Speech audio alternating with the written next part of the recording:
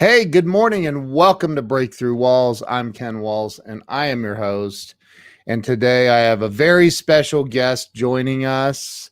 You'll want to hear this story, so make sure you share this out and stay with us.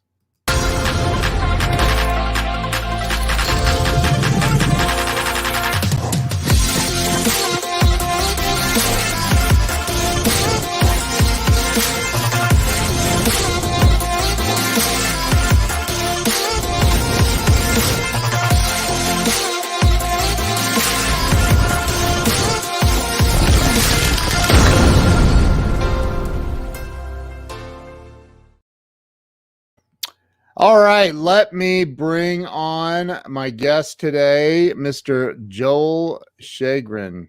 Joel, welcome to the show. Thanks for having me. Happy to have you here. You have a pretty interesting story, and I'm excited to hear the whole thing.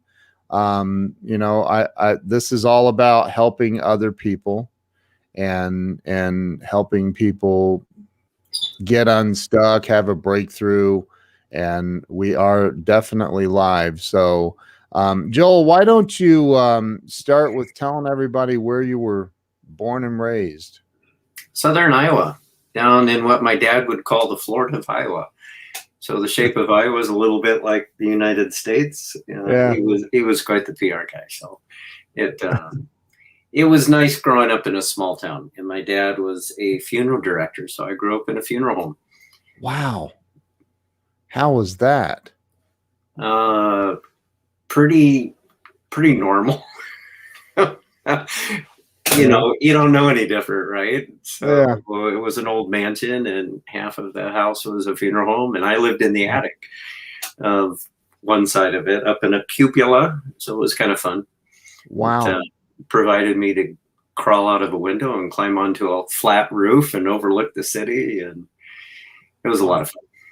And this is in what town? Burlington, Iowa. Burlington, Iowa. Yeah. So Iowa is when you drive east to west or west to east, it's a pretty big state. And it's a lot of fun. From what I remember, I spent a month in Des Moines and traveled the state with the company I was with, and I remember it being really windy. It's a windy state. There's a fair amount of windmills. Electric windmills all throughout Iowa because of that. So yeah. So you grew up in a funeral home in Iowa, and you went through school. Did you end up going to college? I did. I went to a photography school. I took a year off of high school and just worked. Saved up some money. I went to the community college, and then I went off to a photography school. It's been my passion since 8th grade, and I'm still doing that. Wow. Yeah. So are you doing any videography or just still photography? Well, I've become a film director and producer and independent on that side. I still do the commercial work. Primarily for the advertising world. And I started doing the dual projects, if you will, the multi-purpose projects where you go out with both your still and your video and tell the stories for the corporate world, for the advertising campaigns, etc. So I started doing that early on. That was an interest of mine. I hauled a video camera before video was inside the cameras. I called up a client. It was a Gatorade project we were doing, an ad campaign. We had rented a couple of baseball teams, minor league baseball teams, to do the ad. Wow. And I had asked the art director, do you mind if I bring my video camera? And he says, oh yeah, we got plenty of time. Let's play around with that. I'll be glad to help you. So it was 20 some years ago. And I've been smitten. I love telling the story with motion as well. That's awesome. I'm a fan of video stuff myself. So, so you, and I know that didn't you recently have something that was on that played on Hulu? I did. It was an unusual story about people who race on frozen lakes in Minnesota. And it was race cars.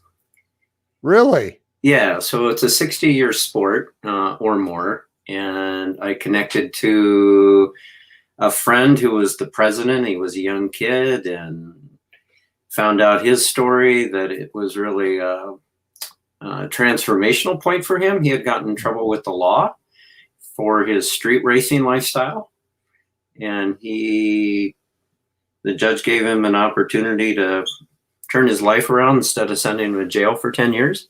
Wow. So he focused on his faith and on ice racing, and he got himself around a new set of friends. And we told a little bit of his faith story, but really it was about the history of ice racing. Wow. Big transformation story. It was really a lot of fun. So it didn't follow a traditional story arc, if you will, just because we had to mix in a little bit of his story to what the history arc would have been. But it was warm, and Hulu picked up on it and ran it for a year. And so I've got that under there. That was awesome. So, wow. That's pretty cool. So you have an IMDb page. You know, I've never set that up, I guess. Oh. I should. I should. Yeah. I've also won some Clios for advertising. And wow. Yeah. Well done. That's awesome. Yeah.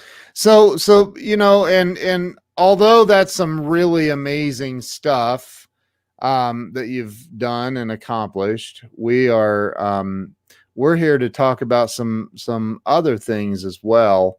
But as your story unfolds in your life, at some point you got married. Yes. 22 years ago. Wow. Wow. And 22. So you were in college. Right? I just look young. Yeah, right. Yeah. So but you got married. You want to talk about what happened after college? Where did things go for you? Well, this is my second marriage. The first wife and I were together for 17 years. We did not have children. I think part of our story that she really that was hard for her was that and myself, we had three miscarriages and one stillbirth. And somewhere in the divorce, there was conversation about she never healed from that. And I don't know if I was the scapegoat or not, but anyway, she walked away from the marriage, and in a short period of time, that was hard. But in a short period of time, then remarried, a lovely, lovely, wonderful soulmate. So we've been together 22 years. So wow, so that's awesome. Right out of college, right? Happy ending. Happy ending. You know, it's just life throws you curveballs, right? And you just pick them up and you run with them. I think Frodo was given the line by Gandalf, you don't plan your life, but it's how you handle it. I don't remember the exact line, but it was basically that, right? Which you have the opportunity to make a difference with. Yeah. Yeah. So eventually you had children, or? So here's the story. I had a dream. My wife and I had been married a few years. Plenty of passion, no medical reasons not to have children. Right. But we did not have any. We had gone to a conference, and the person at the beginning of the conference made some statements, and we sat back down about infertility, and we got a tap on the shoulder from a gal we had just met. And my wife and I were not on an adoption list. We're not seeking adoption. It was really not on our radar because plenty of passion, no medical reasons, as I said. And I had a dream 6 months earlier that we would be unwrapping a little blanket, and inside the blanket was a little boy. And the dream went on with a little girl joining him, and they got involved in a Shakespeare Maypole festival where there's music and dance, and young kids dance with ribbons around a pole. And then at the end of the dream, our two children went outside a building and started to grow, and there was a context that it was exceedingly good. And I woke up from the dream thinking, two parts of the business, kind of selfish, narcissistic. And the 6 months later, we were introduced to this gal who tapped us on the shoulder at this conference and said, "Would you like to adopt?" And out of my mouth said yes without hesitation. And I remembered the dream as soon as I was in the process of saying yes. Wow. And a week later, we met the birth mother through this lady. She was working with the birth mother. And 2.5 months later, we brought Sam home from the hospital. And that was 18 some years ago. He's 18 and a half right now. So 2 years after we had Sam in the house, we had a phone call from the birth mother who said, we said, we'll take the girl. And we're in an open relationship. We love on her. But she was also consumed quite a bit of alcohol. And we were pretty naive to, it wouldn't have changed our decision, but we were pretty naive to what those potentials of what that alcohol had the potential of.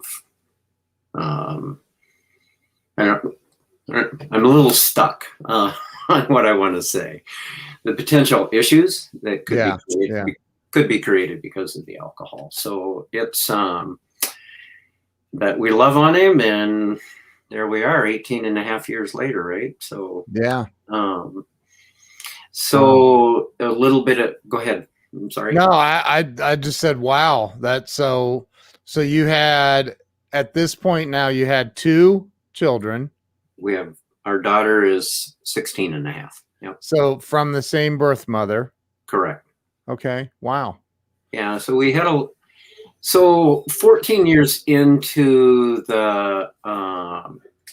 into Sam's childhood, there was an incident that happened that really, we were trying this therapy and that therapy because there were a lot of disruptive behaviors and unexplained sorts of things. And 14 years into his life, there was an incident that happened that really created a context for us to, maybe my wife, not me, wanted to explore if the alcohol had an issue. And I said, absolutely, let's pursue that and see if we can help him. And he was diagnosed with a ARND diagnosis, which falls under the umbrella of FASD, which is the world's #1 developmental disability.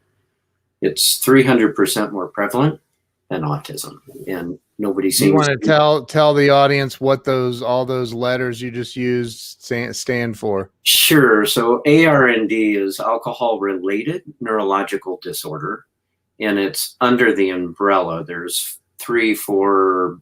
Sometimes 5 under the umbrella of fetal alcohol spectrum disorder. So FASD. Wow. So it's usually referred to as, my son has a FASD, or my daughter has been diagnosed with an FASD. And FASD is not the actual diagnosis, it's the umbrella of conditions under the FASD. Wow. Yeah, I was totally like, what's FASD? I don't know.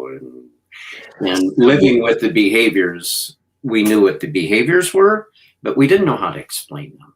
They were a mystery to us.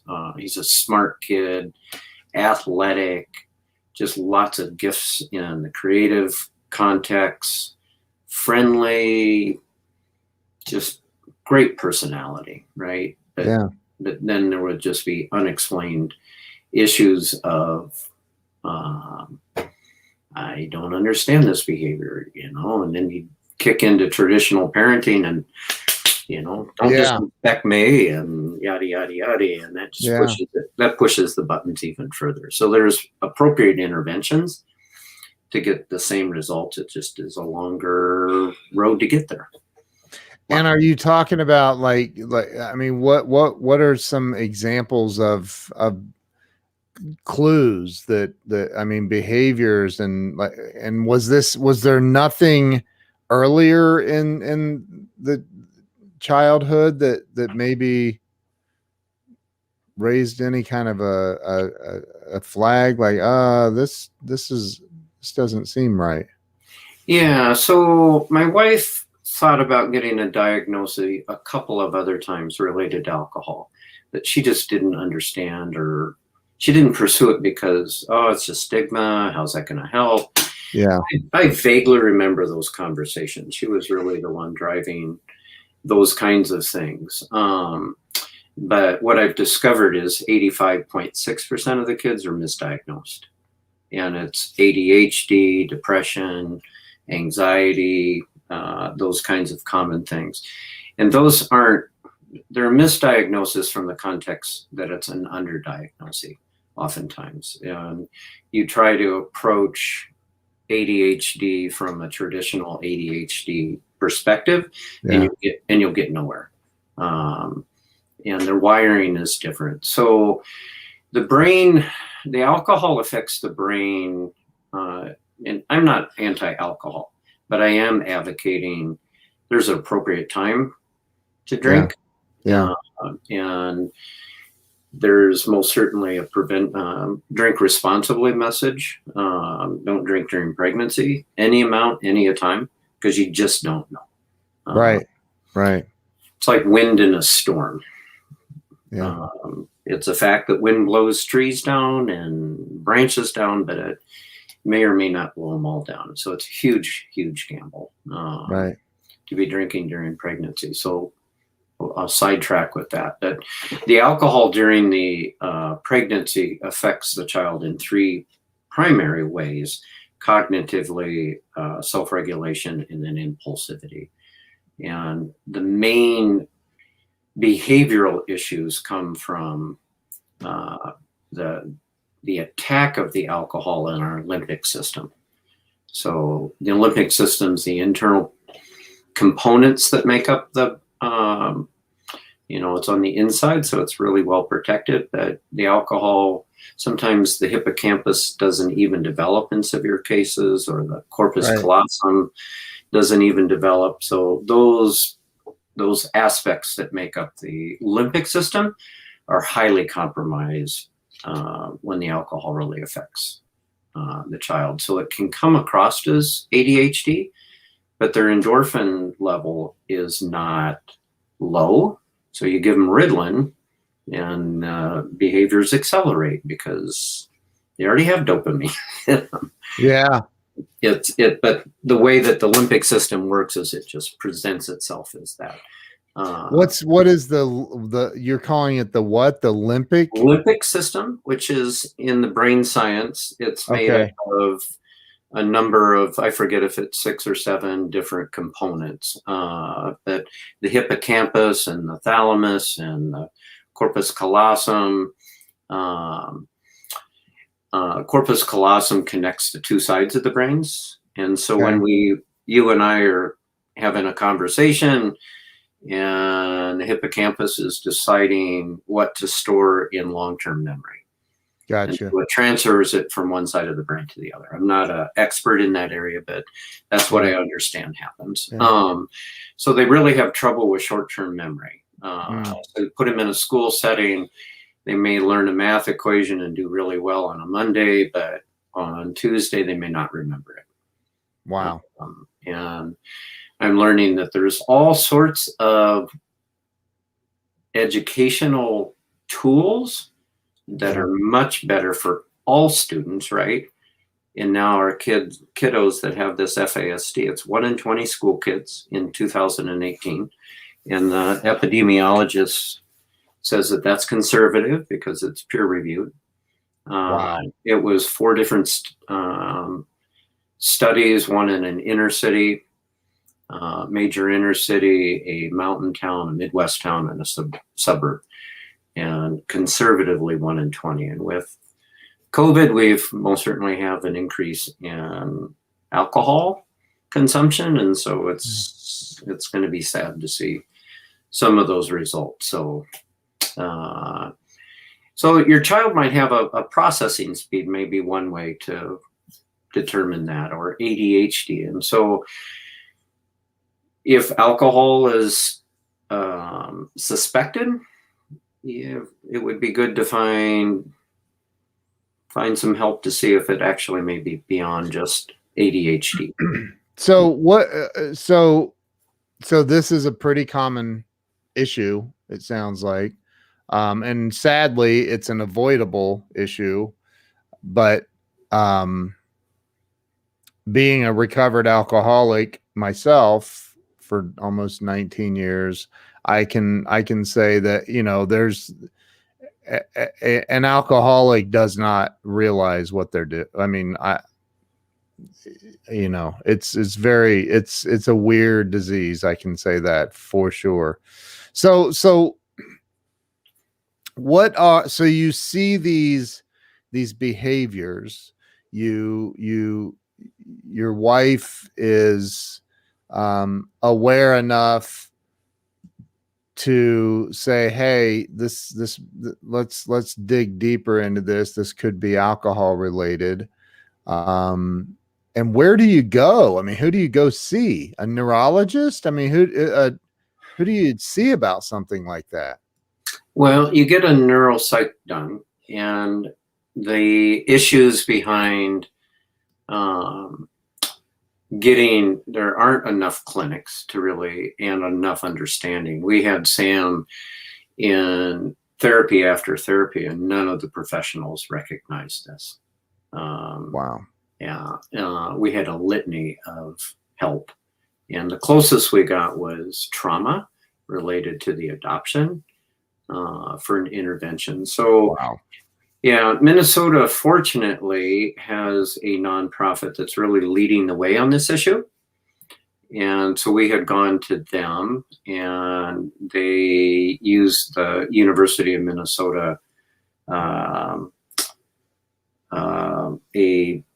somebody that can do the neuropsych evaluation. They subcontracted that out, and that got us going in the right direction.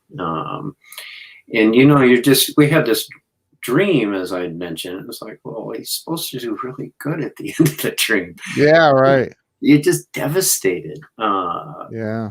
Because it's like opening a can of worms. It's a complicated mind map of where you even begin, because if you do this, it means these 5 things can happen. Or if you do this, these 5 things can happen, and these might be connected. And what I'm speaking about are other services and other help. And so 2 years after his first neuropsych, we had a second one done. They encourage you to have it done every 2 years. And we went to a different organization at this point. We're a little more educated about the issue. And they cleaned a lot of the neuropsych up, so to speak, and included autism. And it's not classic autism, but it presents itself as though it is. The behaviors are identical because of just the way the brain function has been rewired. And so in that context, that opened up doors for intervention because of the autism. So autism is funded federally at $700 million per year that can be distributed through the different states. FASD is not really even understood. It's not on a IEP, which is a school individualized education plan. It's not even recognized on that. And FASD is funded at $17 million. So here it is 3 times the prevalence. Wow. As autism, and severely under. And I think autism should stay where it's at and even be increased, but we most certainly need some help with services and some education that goes hand in hand with this issue, so our kiddos can be helped. My question, Joel, is how, what is the litmus for determining FASD or one of the, which is, I know, the umbrella, but how do they determine that it's not autism and it is FASD? I mean, is there some sort of a genetic marker that they're looking for? Is there a chromosome that's, I mean, what is it that how do they determine that? Well, I can't tell you the science per se. And when I say I don't think Sam has classic, his presentation, it really doesn't matter. The fact that you're able to go through a series of questions and parent input to get that psych evaluation. How he presents himself is he's highly rigid. Okay. And that's oftentimes in the case of autism. Very, very concrete thinking. Socially not really adaptive. So he scores like a 98 for body cues. Yeah. Really perceptive. You can read my face if my back's to him. I mean, he's just highly able to pick up on these cues, but he scores 2% on how to interpret those. So wow. Yeah.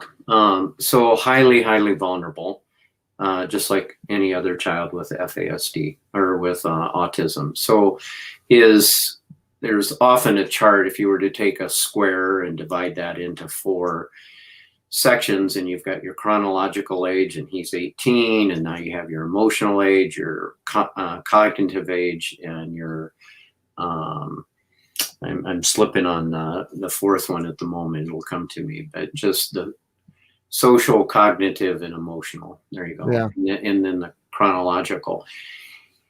18, socially, emotionally, cognitive are much lower. Wow. And so put an 18-year-old in the hallway of a high school when their emotional and psychological ages, 7, 8, 9. Yeah. Spells disaster, and we write it off as bad kids. Right. And they're desperate. They're really aware of their disability, whether or not they agree with it or not. The kids are? Correct. Wow. Well, oftentimes it'll be, I don't have that. But they know down deep they do, and they're desperate for friends. Desperate for friends, because socially they just don't connect. In the case of our son, he makes friends easy, but he can't keep them. And we've had those conversations that really he wants help in that area. Yeah. So bless his heart, he's a great kid, but his brain injury trips him up a lot of times with, at home, it's just chaos oftentimes, not all the time. But if he's trying to get somewhere on his phone and he can't get there, or he wants something, he'll perseverate, which is he'll punch a hole in the wall, because it just eventually can become angry enough. Wow. He's gotten better at that, but we've replaced windows and sliding glass doors and oh my gosh. Yeah. And anyway, those aren't to complain. Those are just the realities.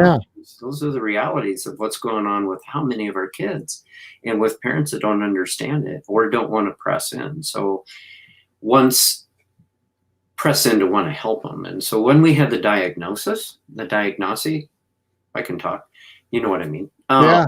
I just oh my goodness, I don't know anything about this. I'm educated.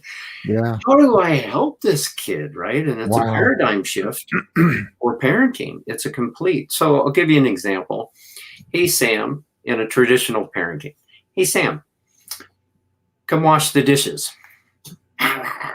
Maybe there's right. some sort of word there, right? I've learned, and then you might go after him. And it's like, no, don't disrespect me or whatever, right? You need to get up here and help. That doesn't go anywhere. So with this intervention, with a more appropriate intervention for our kids, hey, Sam, in 5 minutes, can you come wash the dishes and help the family out? And you still might get the, but you just ignore it. just absolutely ignore it, walk away. 5 minutes later, he's up washing the dishes. Wow. It's processing speed. So you were talking about alcoholism. Think of a child, or think of FASD in that way. You just take away the intoxication, but leave the effects with that child for their lifetime. They are ramped up. They've got impulsivity. They don't think logically. You can't reason with them. If they're keyed up, you can when they're calm. But if they're keyed up to want to say something simple, our son loves to fish, absolutely loves to fish. And so we've learned not to tell him I'm going to take him on a fishing trip in a week, but tell him the morning of.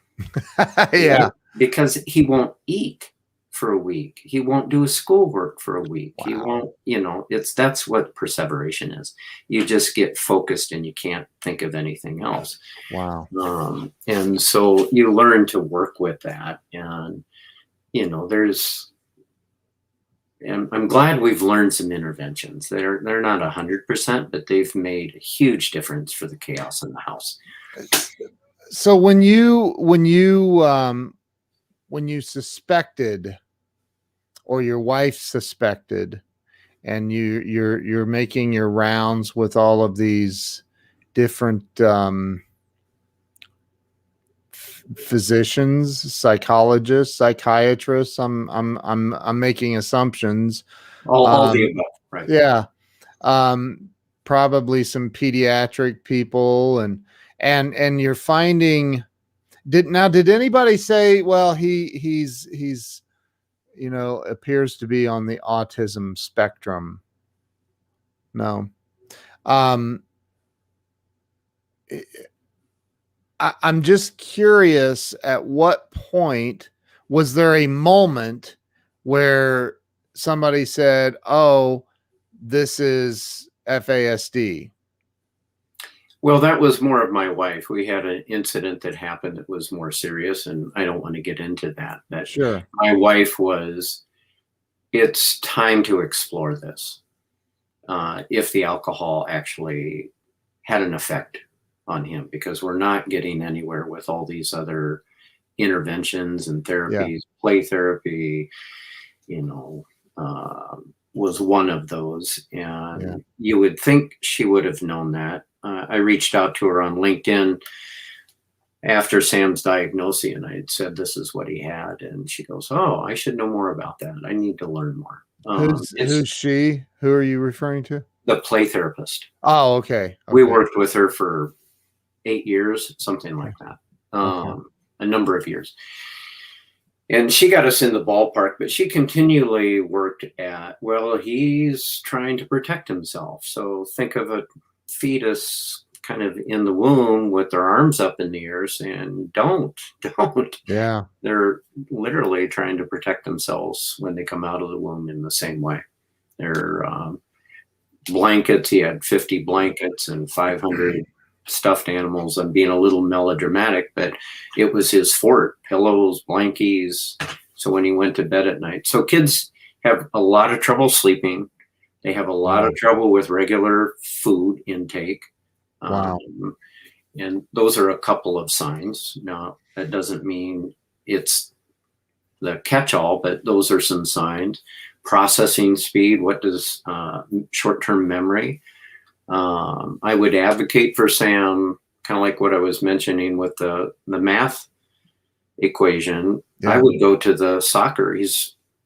Sam is highly athletic, and he would be in and out of the top tier teams growing up. Loved soccer.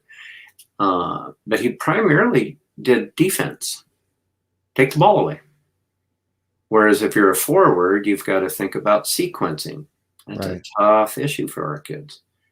Is if I do this, then I have to do that, and then I have to go do that to get the ball in. He eventually, when he got older, because of repetition, could do those things. And he was quite a good forward at one point, but for years and years, he didn't even want to try. Right. He Right. wanted to just take the ball away. Well, I would go to the coach and I say that once we knew the diagnosis, my son has FASD. And they go, what's that mean? And I said, well, what it means for you is on Monday when you teach him and coach him, he may not come back on Tuesday and remember that. It isn't as though he's being lazy or wasn't paying attention. It's his memory can't get there. So just be patient to do the repeat, right? Wow. And he'll eventually get it. So I would advocate for him. I had no problem being able to say, he's a great kid. He plays soccer well. But here's what's going on. He used to have a nickname called Watts. What? He's Watts, as in some days he was on, some days he was off. Oh, wow. Wow. Yeah. So when he got older, the speed of the game just, you could see him start to lose the ability to keep up with that. And he actually said, I can't do this anymore. But now he's in an adult league and it goes a little slower and he's doing well. It's a sport he loves. So is he, I mean, does he work? Is he able to function as a somewhat normal? Yeah. So if you don't know his condition, you might just think he's normal, and to a certain degree. Once you get to know him, his employer, he's got a vocational coach that'll stay with him because we did get an IEP, and that travels with you till you're 21. And the vocational coach would call the employment and say, just make sure that you give him one thing to do at a time. Yeah. So that was helpful. So we feel pretty darn successful in that he's graduated from high school. He didn't get a girl pregnant before that. Well, that's good. He's not on drugs or alcohol, and he's got a full-time job, and he loves us. Those are pretty big success stories. So I think and it sounds like I don't know what your faith is, but sounds like God was involved in because I think that, and I say that because like you just seem like a really good and patient man. Well, thank you. I think he may have caused some of your hair to fall out. Shoot. That's a whole nother story. I just was reminded of our 10-year high school reunion when they did their little high school. This is way off subject, but part of my personality has been shaped by Sam, because they called all of those people who lost the most hair up at our 10-year reunion. Oh, wow. And I went by the mic on the way and I said, okay, now all of those who gained the most weight come up first now. It's like I have any control over it. I know. I was reminded of a friend that I just got together with. But that's been my personality, right? And so it's been a real, bless Sam's heart. He's really helped shape me. Wow. There's a scripture that says, be completely humble and patient.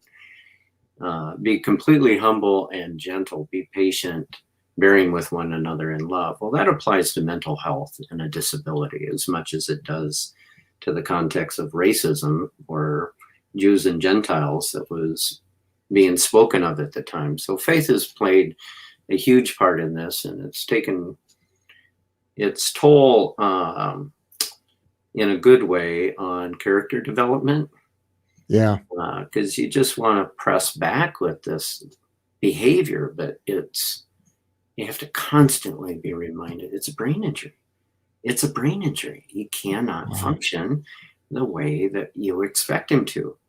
And what's really hard is he's intelligent and creative, et cetera, but when he gets into his moments, you have to constantly, in those moments of 1 o'clock in the morning, yelling and screaming at you to get back onto the internet, that is not a safe place for him.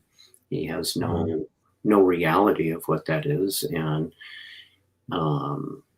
just at those hours in the morning, you're just like, Lord, I need help to stay calm. Yeah. You Wow. know? And bless his heart, he's a great kid. But we most certainly experience what a lot of other parents that are in isolation. It's a very isolating because of his age mixture, as I was talking about. He's younger mentally and socially than he is physically or chronologically. And so you have to constantly remind yourself he's 18 with all of the normal physiological testosterone flowing through his veins. Yeah. But he's thinking like a 7-year-old. And so he's going to explore like a 7-year-old. Wow. Right. And so that's not a good mix. So you have to watch. You know, I sit here and I hear all of this and I think, you know, there's got to be, I'm speculating, but there has to be a lot of kids and parents that are experiencing this and they don't realize they're experiencing this. They think it's something else. Yeah. They think the kid is out of control and needs to go to juvenile detention center or prison or whatever. I know that I just got really extreme, but they're thinking it's something else, and yet it's quite possibly this fetal alcohol syndrome. Correct. Yeah. So you're not extreme. 60% of our kids have encounters with the criminal justice system. Wow. Yeah. So, and they don't learn from consequences. It's hard for them to learn from consequences. It's not as though they can't, but that's a common theme. That's really sad.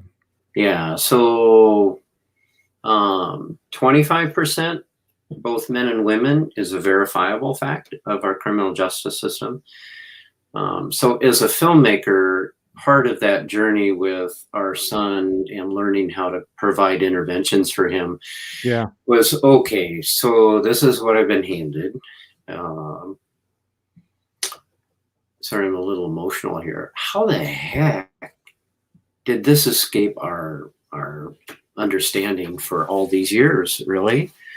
And so I just really knuckled down. How do we create some awareness?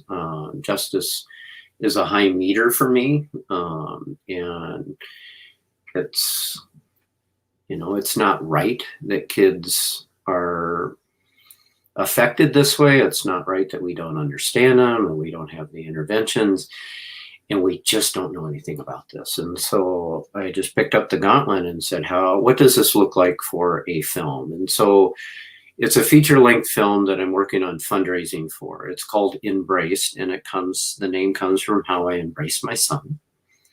Wow. Yeah. So, and the story spans family, classroom, and criminal justice is what I see envisioned. And then we will we'll highlight a little controversy and provide a fair amount of the neuroscience and the medical aspects. And we'll finish with stories of hope and success. So that's the span of the story. And what I see is kind of a hybrid of a docudrama, so to speak. Yeah. I want to script the stories rather than just do a reenactment. And those scripts might come from an eclectic or a gathering of 10 or 15 stories that I've heard threads of. But anyway, to script a 10, 15-minute story, and then weave in the interviews, facts and story go a long ways. And between those 3 stories and the rest of what I plan to cover creates the feature-length documentary. And I'm been very planful of that because we can also extract the family aspect as a 20-minute educational segment. So the mom who wants to advocate at the PTA or the church group or a social worker, etc., they've got a 20-minute educational piece they can use as part of that as their talk. And the same for the schools and for the criminal justice. And then I don't plan to reenact a medical aspect, but I want to provide a fair, solid foundation in that area. And there's a lot of OBGYN doctors and pediatricians that don't recognize this. Our pediatrician for our son was like, never heard of it. I want to watch the film when it's ready. It's like, well, make a donation to help us along the way. Yeah. But bless her heart, it's not as though people don't want to know about it. Yeah. Not as though a birth mother does this deliberately. So I want to address the stigma, both for our kiddos and for the birth mother as well. That'll be woven through that. It's a human condition. We all have issues. Let's support one another and figure out how to kill the stigma around this mental health component. You know, that's my entire life is, you know, I try to convince people that, hey, you know, listen, you're a human being and you're going to screw up. You're going to screw up. You're going to make mistakes, and it's okay to be imperfect. And you know, but I think that from what you're saying, we are, I can't even think of an analogy of how just off we are as a human race addressing these issues in the wrong fashion. Like we're saying, you know, that this is this is criminal behavior. This is, you know, whatever it is, and not looking at the root issue in a lot of cases. It sounds like to me like the root issue is there was the mother consumed too much alcohol during the pregnancy and it caused a brain injury for the child. Right. It's really that simple. It is that simple. And unfortunately, or fortunately, I don't know, only 10% of kids that are affected with this really have a physical trait that you can recognize that there may be an issue. For the other 90%, like our son, you'd have a really tough time looking at him physically. And I've had a number of people, Sam? No way. It's hidden, right? It's behind the skull. You don't see that his brain has been shrunk and the folds of his brain are less than ours. And I haven't done anyway, the issue is 90% of our kids don't have a physical trait that we can look at and give them grace for. But the reality is it is a brain-based issue. It's not a behavior-based issue. But we hold a high standard. If they've done something, we've got to send them to prison. But I get that. But at the same time, we need alternative justice issues. Our son needs a new set of friends if he's got around the wrong crowd. He's just going to go with, hey, Sam, why don't you go in? He's not done this, but as an example, hey, which is common for getting in trouble with the law. Hey, Johnny, you want to be a part of our gang? Why don't you go in and get us a 6-pack off the shelf? Yeah. And most of these kids are compliant, so they stop. When the clerk says, what are you doing? Stop. Well, they told me to steal it. And they're like, oh, yeah, sure. But the reality, that's what's really going on. Yeah. Because it's the brain-based piece. So how do you help identify that? I have ideas behind where we can go with that. But the first step is to get the film done. And then in my target audience are really parents. It's a huge issue within the adoption and foster care issue. Well, Joel, I mean, I'm going to say this again, your son, and now before I say what are there any issues with your daughter? No. Wow. Yeah. So it's like going back to the illustration, which has created some controversy, right? Yeah. Well, our daughter wasn't affected, so how can it be alcohol? Right. Well, take the storm analogy, right? You've got wind in a storm. It's a fact. Yeah. Right. Wow. So we need to highlight that a little bit. Most of it is, from what I've done quite a bit of research, I can't find anything that really supports it. It's just the opposite. There's over 40 years of research that supports any amount of alcohol at any time during pregnancy runs the risk. And so it goes to that context that wind in a storm blows down trees and branches, but it may not blow them all down. But it is a fact that wind in a storm blows trees down. Yeah. So it's it's an organic. The fetus is organic. The birth mother may ate different. It's a different birth father, different resistance. So we don't know. There are cases of twins. Studies of twins where one was affected and one wasn't. Wow. Yeah. So, your son ended up, God knows what he's doing. How about I just say that? He could have put your son in an environment where the parents weren't you. And the behavior of your here's a very dear friend of mine, Dr. Laura. She's a nurse practitioner, but she's an amazing lady, and she knows her stuff. But I think that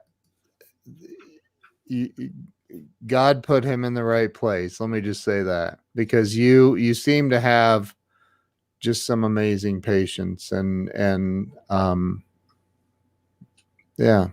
Well, I've pretty much put all of the career. I mean, I haven't put it aside, but I have, in the context that I don't pursue the advertising world the way that I used to. I was prolific at what I did. I was booked 3 months in advance. I'd fly 250,000 miles a year on one airline. I was busy, plus all the other airlines and travel, etc. All of that went on hold to help him. And I don't know that I would change any of that. And the challenges most certainly are there. And I'm not perfect. There's times it's like, shut up. Right. I'm human, and it's just eventually when you're getting pecked at for hours on end, it's unfortunately those patients run out at times. But I wouldn't change it, right? And now I've been given this privilege of, all right, I'm a filmmaker, and let's make a difference here. And let's take up the baton or the gauntlet or whatever analogy you want to use. And it doesn't mean the challenges have gone away, but I wake up each morning and I'm excited. And after 4 years of really digging into this, I wake up with even more excitement. So I know I'm on the right path, and I want to make a difference for these kiddos and for my son. Let's start with a small step and take the calling, if you will, because I had this dream and I have to constantly remind myself, all right, God, you gave me this dream that really anchors who he is and where we're going to go with this, right? And so, and my skill set is production comes like breathing for me. It's just give me 4 or 5 projects at the same time, and I can talk in depth about all of them, and I want to keep it this simple. Let's produce a documentary. let's start with, and we need funding for that. So we're in the fundraising stage. And let's get a prototype done. What's the funding goal? 750,000. That's it?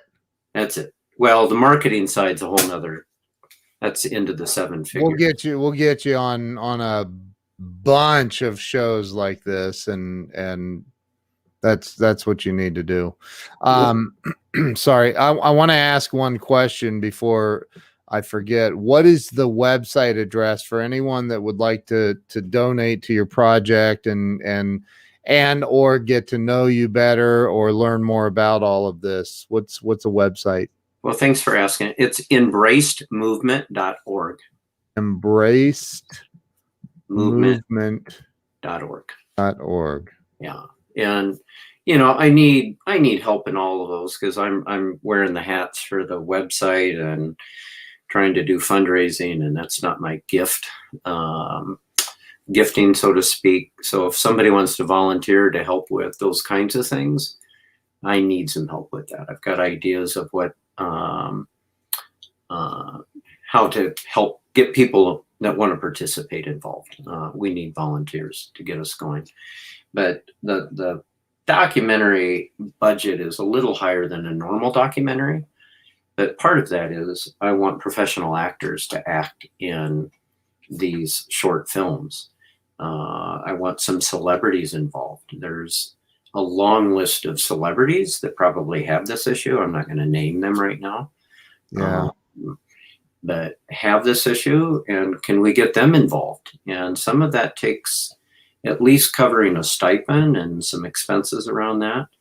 I have some ideas of how to stream this for free with a sponsor, and then make the product available so that people can purchase an educational segment for $10 or whatever it might be. If they're so I want to make it really affordable, but my goal is really to reach 5% of the US and Canadian population.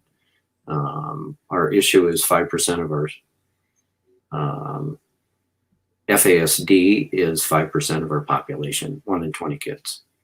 Right? Well, I think that we should raise that goal to like 40%. And because I think the at the end of the day, the more people that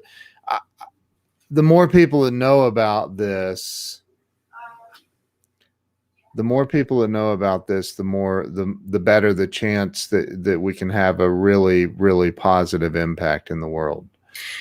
Well, absolutely. And so my goal is, I've been building an international network with the nonprofits through Zoom and casting the vision. Let's have online watch parties with your followers for your nonprofit, and use the film as a fundraiser on their behalf as well. And so we've built, we're starting to pick up some momentum with podcasts like this and getting featured in blogs and writing. And I've been interviewing. I'm probably close to 40 interviews from around the world through Zoom. When the pandemic hit, let's not slow down. Let's just do it a different way. I'm not going to use the visual, but I'm looking for stories. And I'm looking for connections, right? And so Zoom has provided that. I am to reach some of those aspects, I would, and target audiences, I really need help in, if we're going to have success, we really need to connect with the professional associations. And again, it goes back to, I've got the vision, but my time can get interrupted by my son's schedule. Some of it natural, it rains, and he works at a outdoor wholesale landscape. So he's running a Bobcat, and if it's muddy because of rain, he comes home, right? So, and then I'm not able to do this call or that call or et cetera, et cetera. I need connections to celebrities who may want to speak out on this issue. I would love to have a celebrity that's celebrating sobriety to be the host for this film. Yeah. And that's part of what their budget goes for, is to pay, you know, some sort of 10 cents on the dollar or cover their expenses, etc. But who better could address somebody as a host than celebrating sobriety Yeah. to Yeah. for the prevention side, right? Yeah. And bring their influence with them. And so those are the kinds of things I need help with. And so it's not just finances, but it's also other types of resources and volunteers that can help us in those areas. But how do we reach the school association professionals so that we can reach that target audience, and in that, and the professional psychiatrists and therapists and all of those types of other associations. It's layers, and I'm excited, and we're making progress here. So there you go. And I think you froze up, Ken.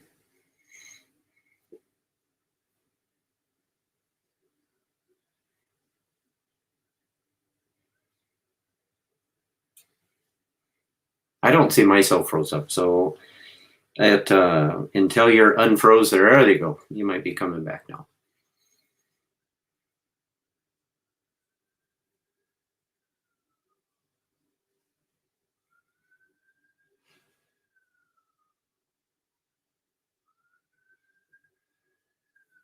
Sorry, it looks like Ken froze up here. So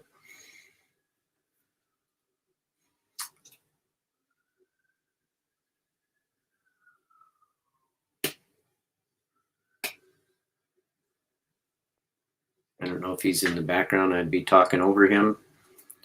Otherwise, I could go on here a little bit.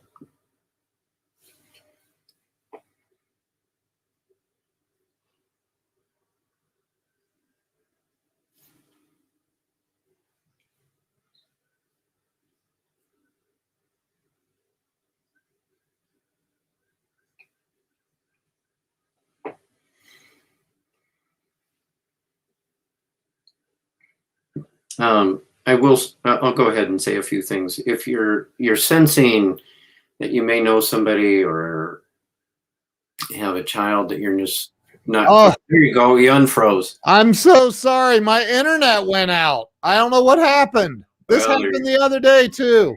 Gee, well, Christmas. I'm so sorry about that. well, I wasn't sure if you were saying something in the background. I didn't want to talk over you. So No, thank you for hanging in there. I don't know what happened. I'm sitting here panicking. I broke out in a sweat.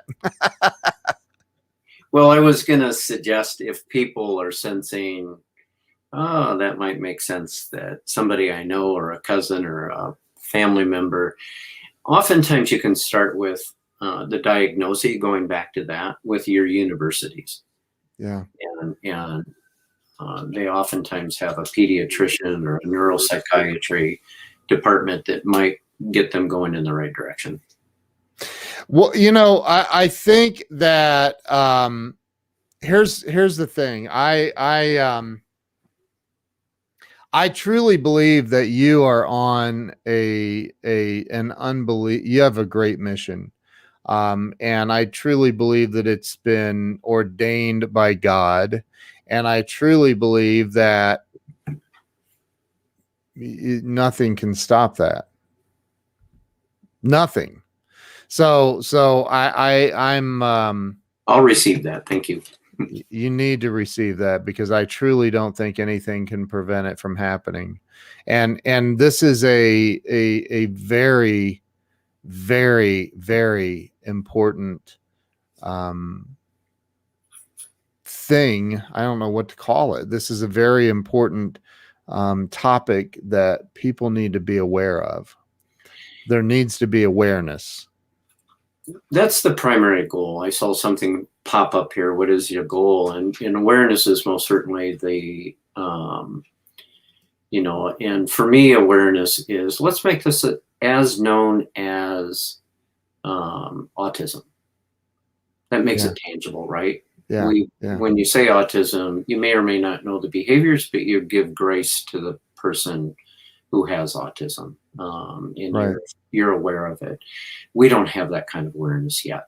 And so that's the primary goal. And then the second phase of this is really to market the educational segments to the professionals and the professional associations. How do we reach the teachers so that they better understand this issue, right? How do the psychiatrists, very few psychiatrists even understand that. Well, let me ask this. And so for fetal alcohol, you're calling it what did you FASD? So fetal alcohol spectrum disorder. Okay. Pediatrician. Well, let me finish real quick there, Ken. FAS is fetal alcohol syndrome, and that's the physical aspects that's part of the umbrella. Okay, got it. And most pediatricians understand FAS. Got it. They don't understand FASD. I was thrown under the bus by a bunch of doctors. I had finished up writing the first round of the business plan, and I went off to coffee with my editor, and I said, and a bunch of doctors came in. We found out later they were doctors and asked us to move because they wanted the big table. And we said, sure, and found out they were retired medical doctors. And I said to my editor, Jeff, I'll be back next week with the executive firm. There's my funding. They threw me under the bus. One of the doctors said, and I did go back the next week, and they said, yeah, right. My wife drank all through pregnancy. Hey, Johnny, you think they turned out okay? Somebody has here, let me read that. Yeah, it's not even in the DSM. Yeah, you're right. Not even in the current one. So there's lots of changes, and the National Organization of Fetal Alcohol Spectrum Disorder is highly behind us. I've reached out to somebody that's been really responsible. Just part of the goal is this Senator Tom Daschle. You froze up on me, so I'll just keep going here, Ken. Senator Tom Daschle was really responsible for Fetal Alcohol Spectrum Disorders National Organization. He did some fundraising with Kevin Costner. I would love to connect with him if anybody has a connection. Kevin and he went out and did fundraising, and Kevin loaned his voice back in the days when Dances with Wolves was going on. It's a huge issue on the reservations. Wow. Yeah, so it affects every nation, every race, suburban. It doesn't matter, but nonetheless. Yeah. I listen, we've got to wrap this up. I apologize. I am having internet issues all of a sudden, and I've got to address that. So, and I don't want to freeze on you again and disappear. So, listen, this hits very close to home for me. And, I'm very, very grateful that you have been on and talked about this. Maybe we do some more of this in the near future, to bring more awareness to the world. That would be awesome. I would love that. Yeah. I think this is something that, everybody needs to be educated about.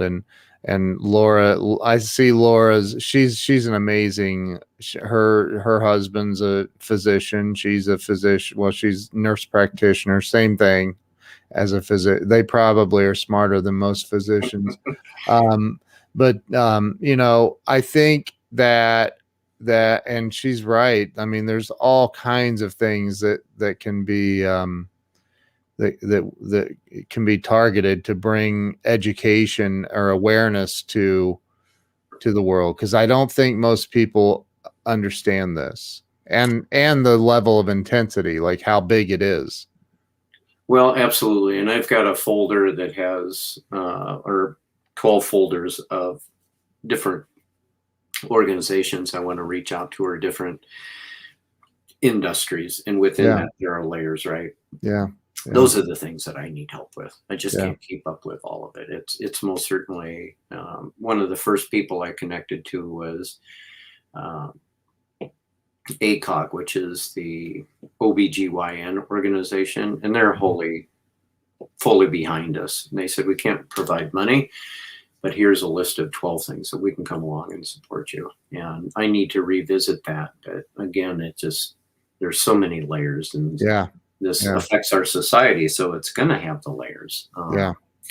But, politicians, like I started to say, Tom Daschle and I have gotten to know each other a little bit, and he's behind this, and he really wants to have, he's lost contact with Kevin Costner, but he's given me permission to say, the two of us are looking to connect with you, Kevin.